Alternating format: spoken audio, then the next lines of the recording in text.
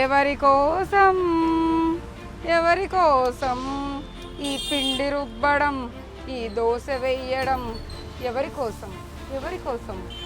నా కోసం ముందు దోశ వేయమని లేట్ అయిపోతుంది.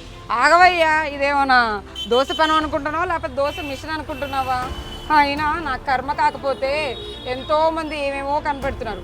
ఒక్క దోశ మిషన్ కనిపెడితే ఏం పోయిందంట? ఇలా మిషన్లో నుండి పేపర్లు వస్తున్నట్టు దోశలు కూడా వస్తే ఎంత బాగున్నావు కదా. ఆశకు హద్దు ఉండాలి, మనిషికి సిగ్గు ఉండాలి. సరేలే. ఏంటి పేపర్ ప్రింటింగ్ మిషన్ లాగా దోశ ప్రింటింగ్ మిషన్ కూడా ఉంటుందా అని ఆలోచిస్తున్నారా? ఎస్, బీహార్లోని ఓ వీధి వ్యాపారి దోశ ప్రింటింగ్ మిషన్ నుంచి దోశలే వేసేస్తున్నాడు. ఒక్కసారి ఆ దోశ పిండిని ఆ మిషన్ మీద వేస్తే చాలు, దోశ మీ ప్లేట్లోకి చకచకా వచ్చేస్తుంది. ఎంతో రుచికరమైన దోశని మీరు ఆరగిస్తూ తినేయొచ్చు. చూస్తున్నారుగా, ఈ వీడియోలోని పెద్ద ఆయన ఆ మిషన్ మీద దోశ వేసి కాస్త ఆయిల్, మసాలా స్టఫ్ పెడతాడంతే, నిమిషాల్లోనే దోశ రెడీ అయిపోతుంది.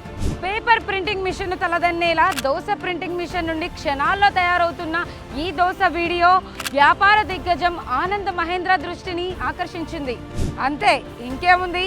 ఎప్పుడూ సోషల్ మీడియాలో యాక్టివ్గా ఉండే ఆనంద్ మహేంద్ర తన ఎక్స్లో ఈ వీడియోను పోస్ట్ చేసి డెస్క్టాప్ దోశ అంటూ దానికి పేరు పెట్టేశారు.